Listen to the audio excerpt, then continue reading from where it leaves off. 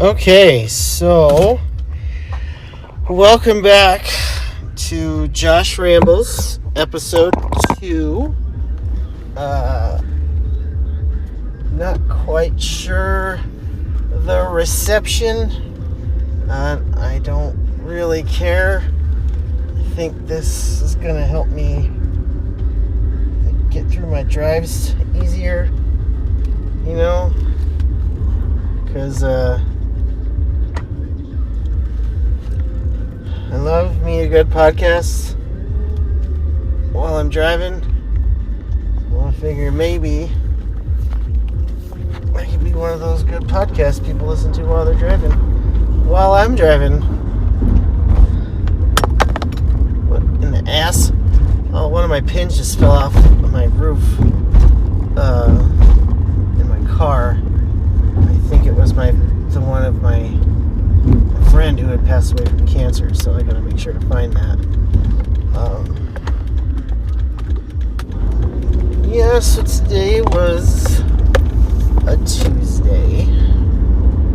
It was my Monday.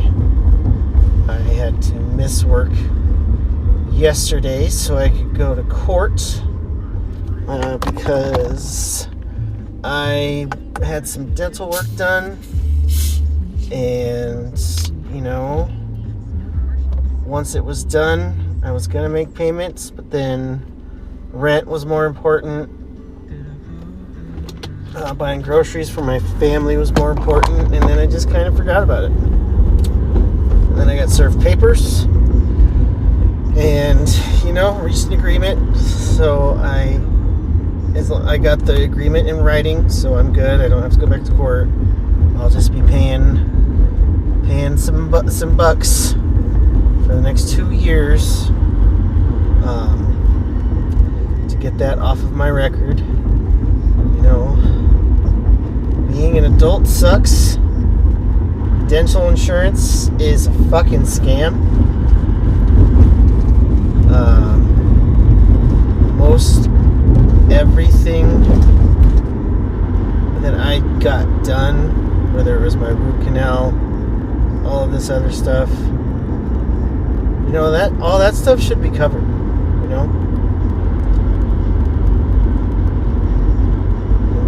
We as Americans kind of got a raw deal when it comes to insurance. You see all these stories about people in Canada and England and any other developed country that has free health care.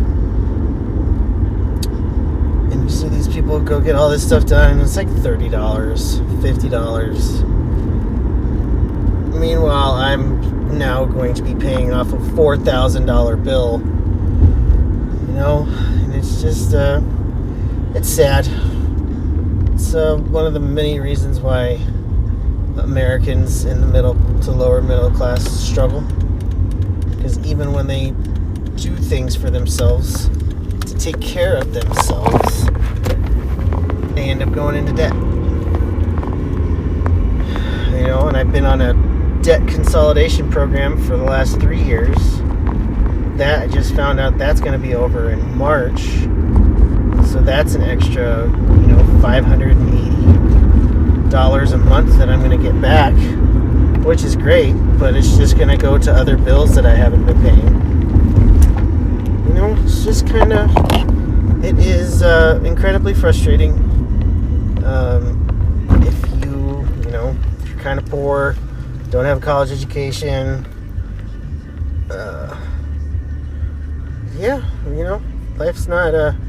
Life right now is not meant for us to succeed. And then you got the people in power that we do right now that are trying to withhold SNAP benefits from families that need them. And of course my wife and I, we make too much money, so we can't get food stamps.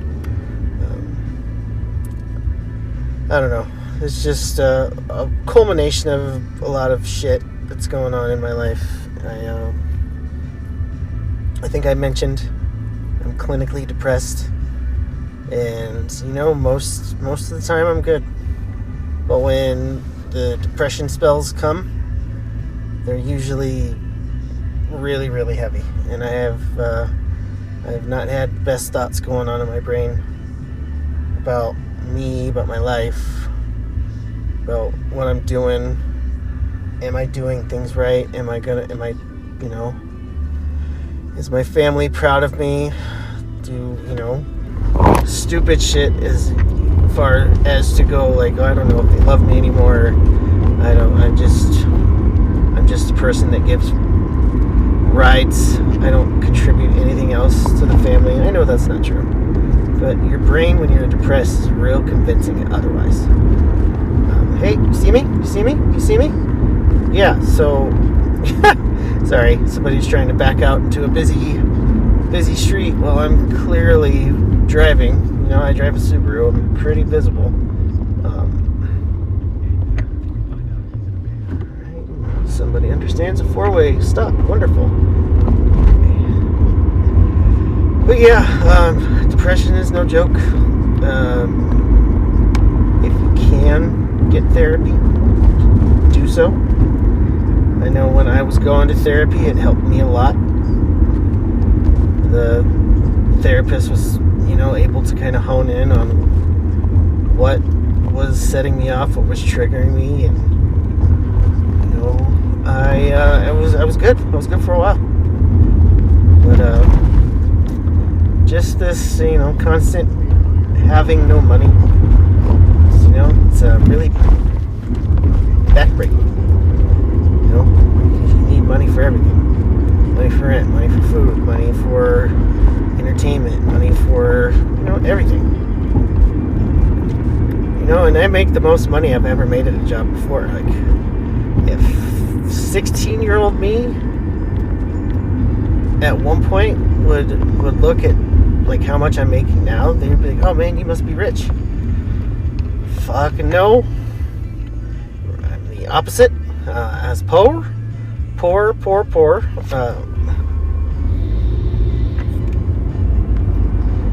Work 40-hour weeks, sometimes 50-hour weeks. Probably gonna have to get a second job just to pay off this extra debt that I gave to myself. It's sometimes it just feels like the only thing life hands you is a shovel, and you just dig yourself a hole. Just keep digging. And then when you try to give the shovel back to life, it actually just gets you a bigger shovel. Yeah. Anyway, this is super awesome, positive stuff that I'm talking about, but I mean, it's real life. This is what a lot of us go through. And I'm not one. Anymore, I should say that. I'm not one to post all my business on the internets, with Facebook and all that shit.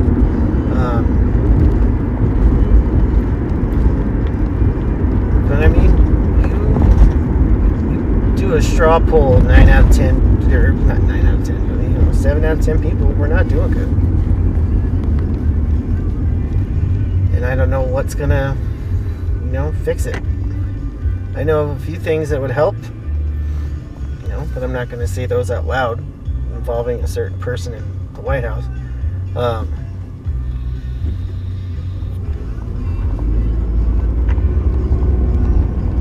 Yeah, it's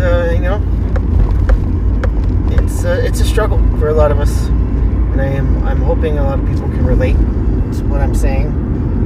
They're relating to my rambles.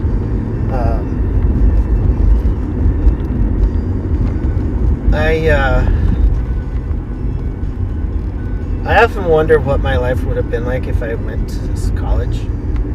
I did go to like a vocational school. I went to broadcasting school, radio and television broadcasting. And I got a job in radio, doing promotions. I got to go see Broncos games, Nuggets games, concerts for free. Like, it was wonderful, but I was making minimum wage. So it's not really something you could make a living on, and I wasn't dedicated to that.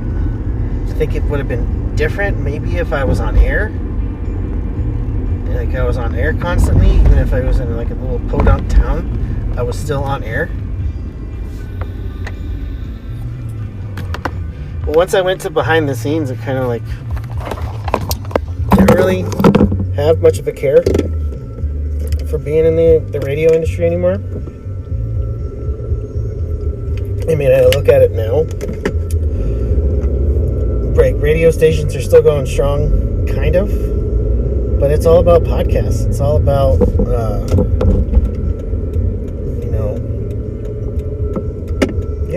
podcasts, streaming, all this kind of stuff.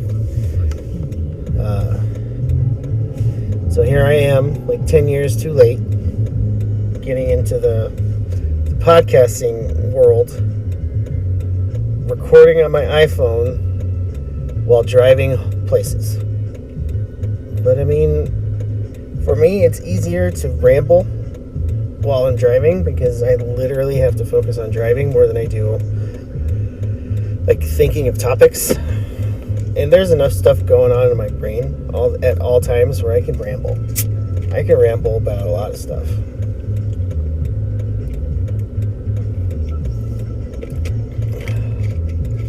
I was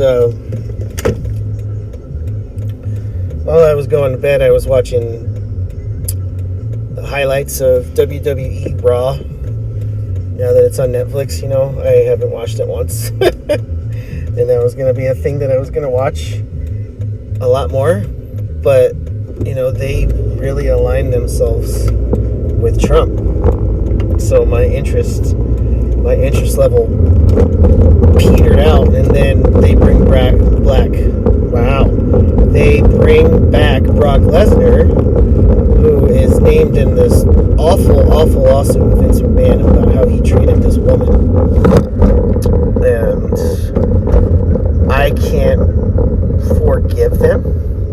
I might casually watch every once in a while now, but their allegiance to Trump and bringing back the sex offender or whatever he did was terrible. I can't get behind it anymore.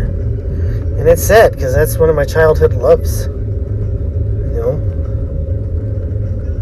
It's just anything that comes near Trump, I just try and stay away from as much as I can. Because, my wife almost gets ill whenever she sees his stupid fucking face. I'm not there yet, but I just, he's just toxic. And what he's doing to this country is fucking heartbreaking, man. There's a lot of amazing people that are getting taken away from their families simply because they're not from here. They're illegal. And that don't even get me started on the whole illegal thing, as we are all here on stolen land. So yeah, it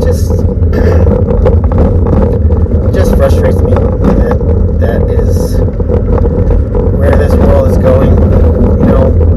I had some hope with these mid-year elections that just happened, where New York elects a Democratic Socialist for a mayor. That's a step forward, but there's still a chance in the 2026 midterms that we take 2 more steps back. Simply because it's all cyclical. I personally didn't think Biden did a horrible job in office. I don't think he did a good job either. But he tried to do some good stuff. And for the most part, we ran smoothly as a country. And now when you look at it, there's so much division and so much hatred and chaos. I mean, Donald Trump brings out hatred in people that, I'm always so surprised to hear when people are like, oh, I hate that motherfucker. These are some of the kindest, sweetest people on earth. That's what he does. He's such a lightning rod for chaos.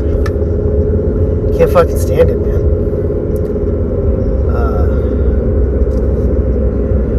Oh, man. I am about halfway home. Now, I have to say, doing this is really doesn't feel like I've been driving for that long, but I've been driving for 15, 20 minutes.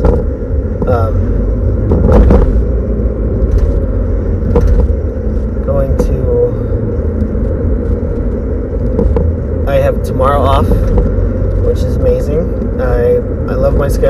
Monday, Tuesday, off Wednesday, Thursday, Friday, and then off the weekends. It's a pretty great schedule. The only real negative is I have to wake up at 2:45 in the morning just to get there at 4. So I'm tired all the time. And then this stupid fucking daylight savings time doesn't help. Where in an hour from now, the sun's going to be going down, and a half hour after that, it's going to look like it's 10 o'clock at night. And it's just, it fucks with me. It also contributes to my seasonal depression that I get. Where, you know, I mean, I've moved on. I used to have a job where I would go to work when it was dark, and I would get home when it was dark. That's when I probably was at my worst mentally. So luckily, I'm not there right now.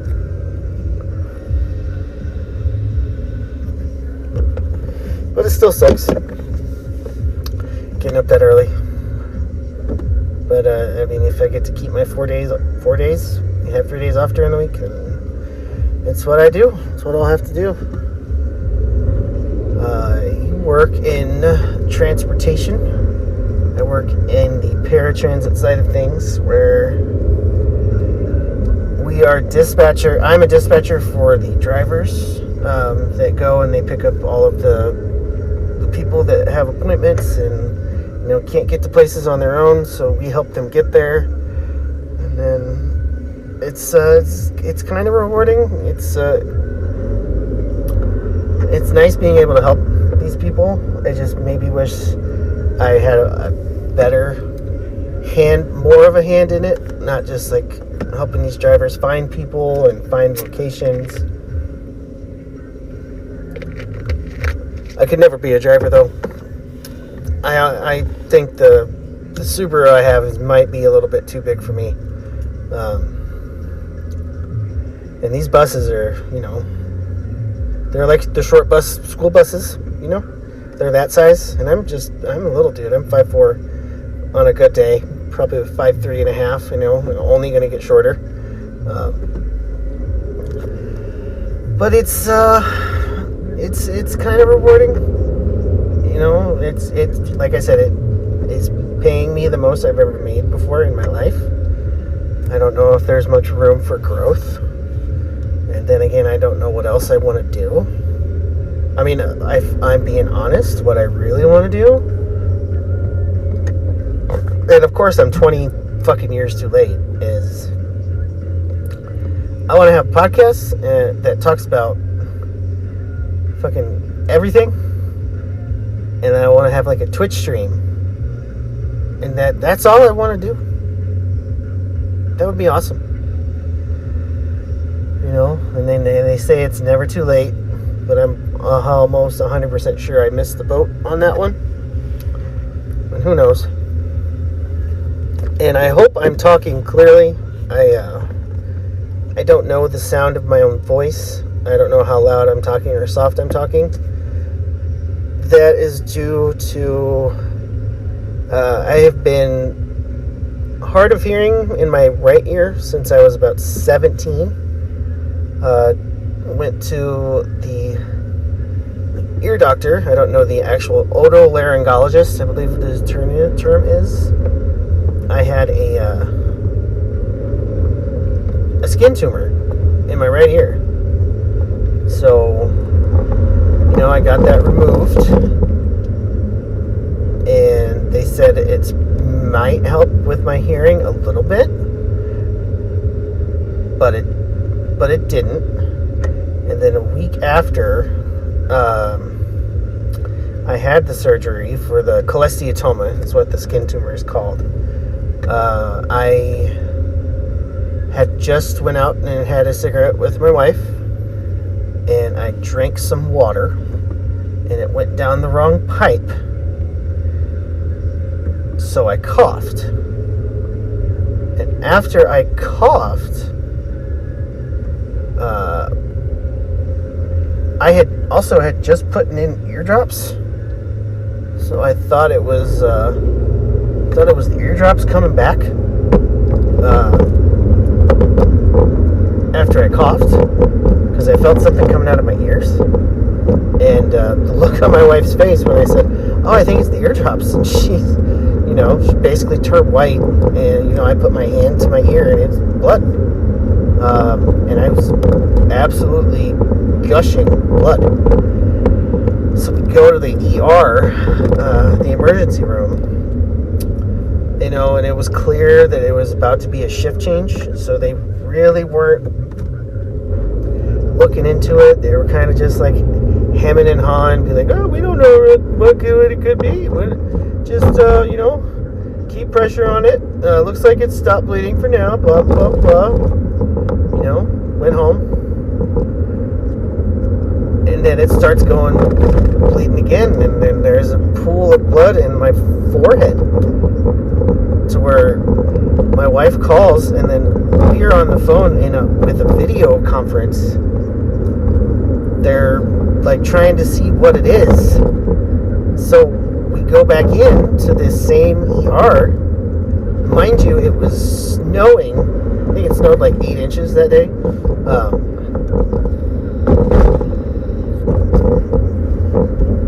It was snowing, and we go back to the same ER, but it's different doctors, and I can't really remember what all happens because I was losing a lot of blood. Like, I lost a lot of, we had a towel that was brown. It was not brown when I was done with it, and it was covered just by blood. I lost a lot of blood out of my head, mind you. And they were going to send me home again until somebody was like, well, let's get a hold of his otolaryngologist and see what they want us to do. And they kept calling him, and finally he answers, and he tells them to have me go to a different emergency room, but it's out of the hospital that he was based in. And I'm in there. The first thing we do when we get there, the security guards get mad at me because I can't put my mask back on. And luckily there was a wonderful lady there that was like, are you serious? Do you see his predicament? He cannot put a mask on right now. So we go back, and he's there, Dr. Lipkin, wonderful human. I will be forever in his debt. He's, racking his brain trying to figure out what's going on, and finally the pain just gets to be too much, and he's putting pressure on my ear, and I'm in agonizing pain. I can't even fucking see, and as being, at that point, I think I was like 8 years sober, I can't remember, but I didn't want to take any pain medication. And finally, it got to be too much where I had to. I said, please, give me some pain meds. So they did that. It finally calmed down. And what it turned out was that I had a brain hemorrhage. An artery had exploded in my head. So I had to be taken up to surgery. They had to cauterize it shut.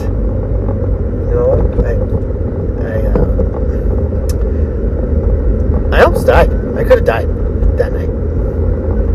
And if it wasn't for Dr. Lipkin and his quick thinking, I would not be here to ramble to you.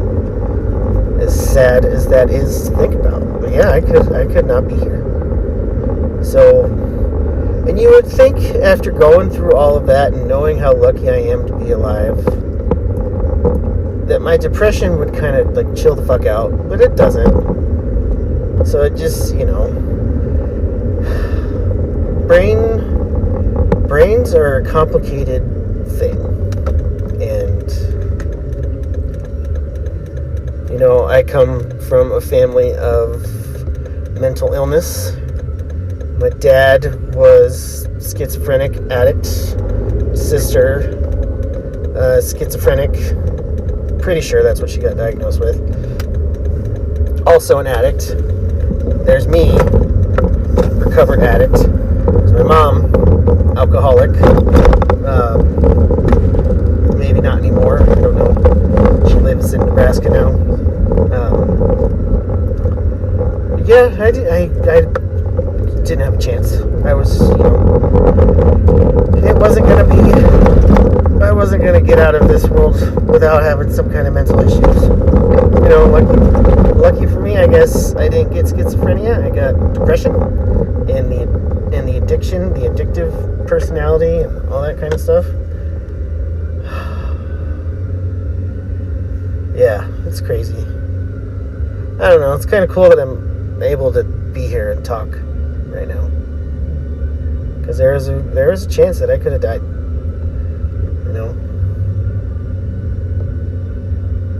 So maybe I should start thinking about that. Not about death, but maybe gratitude that I'm still here, that I'm able to be here for my wife, for my kids, for my cats, for my family. Depression doesn't think long term, doesn't care. It's about the here and now. Like, today was a good day. Today I didn't have any, awful feelings about myself. And I think maybe it has a lot to do with me being able to ramble. And, somebody might actually listen to it. It's wild to me.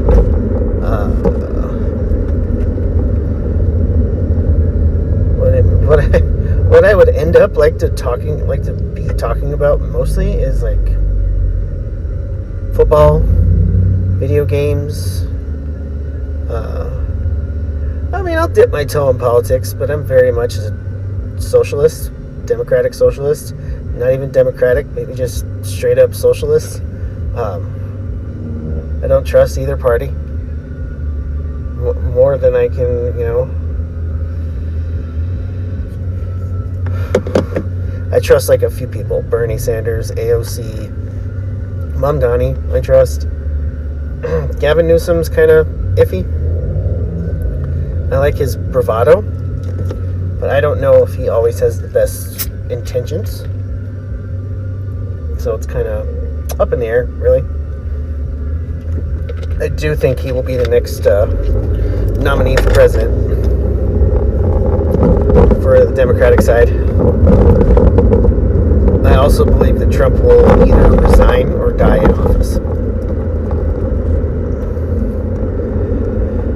But the main thing that I kind of think right now is that Trump is going to overstay his welcome.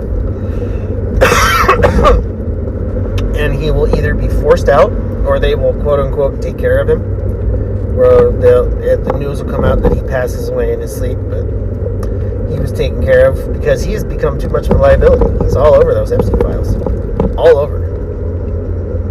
They just voted to release the files in the House 427-1. It's quite the turnaround from waiting weeks and weeks to inaugurate that lady from Arizona. Like, oh, we finally have the votes. She's in there. And then it completely does a 180 to where everybody but some fuck ass in Louisiana, I think, is the only one who voted to keep the Epstein files hidden. And it's wild to me. He has done this so much without repercussions that it's like, what's going to happen? And the pessimist in me is like, oh, ain't shit going to happen to him. He's going to be fine. He's gotten out of everything else. You're not supposed to be able to run for president when you're a fucking felon. He usurped that. You shouldn't be able to do all these kind of things that he has done continually. And, here we are. Motherfucker's now president a second time.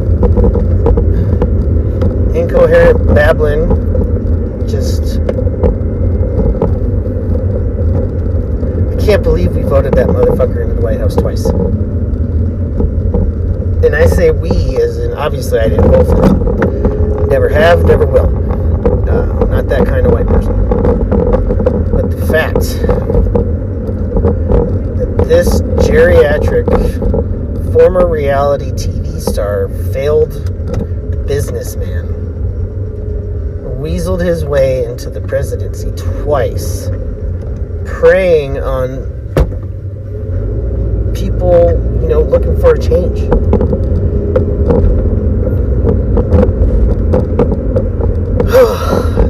It's a lot. And this is all the stuff that goes on in my brain 24/7, 365. I think about this stuff. I have done whole, like, I guess you could say simulations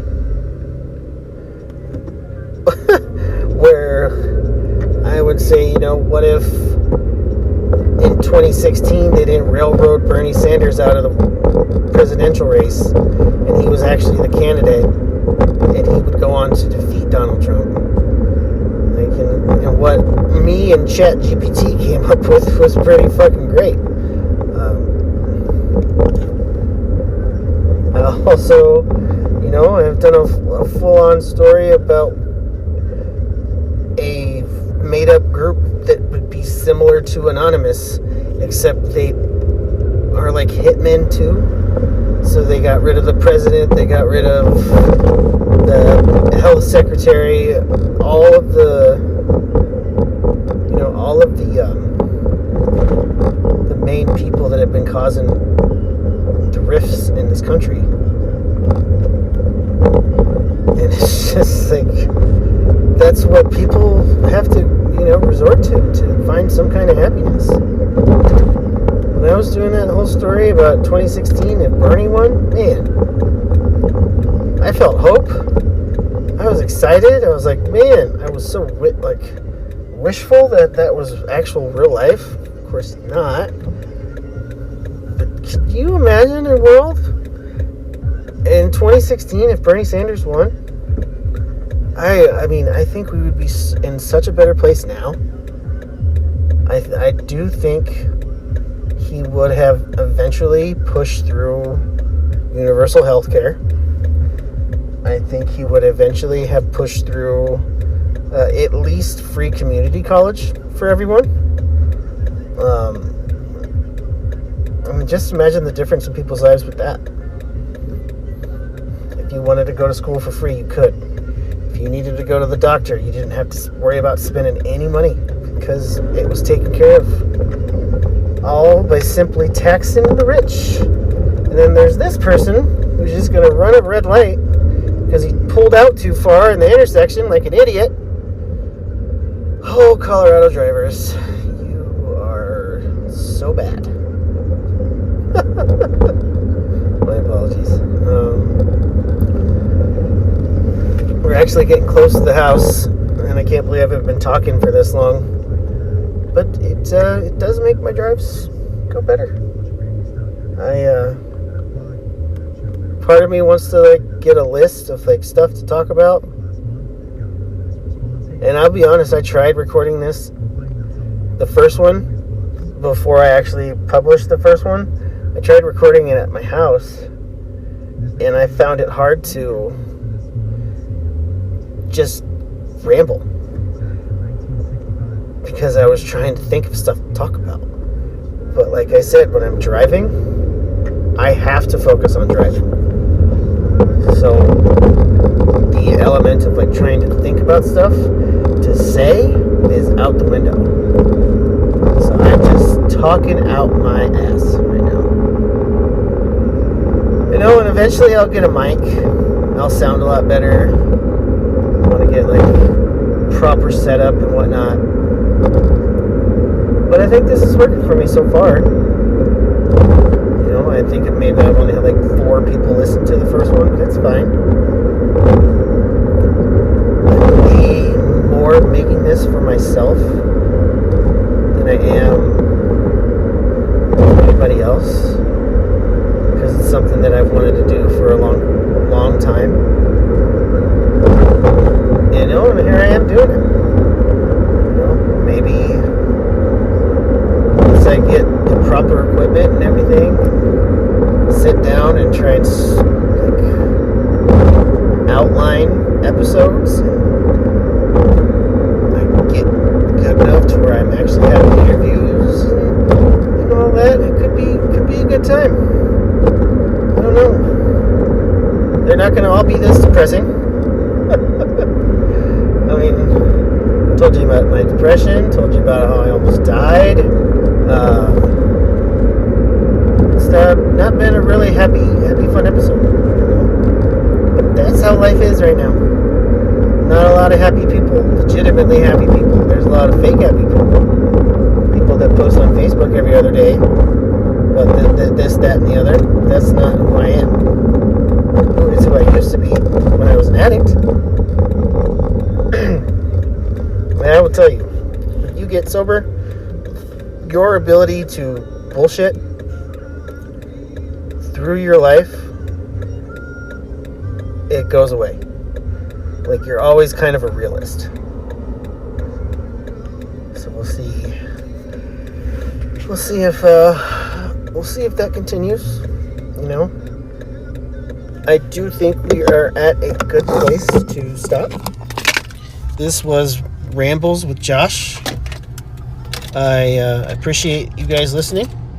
And until the next time, thank you. Bye-bye.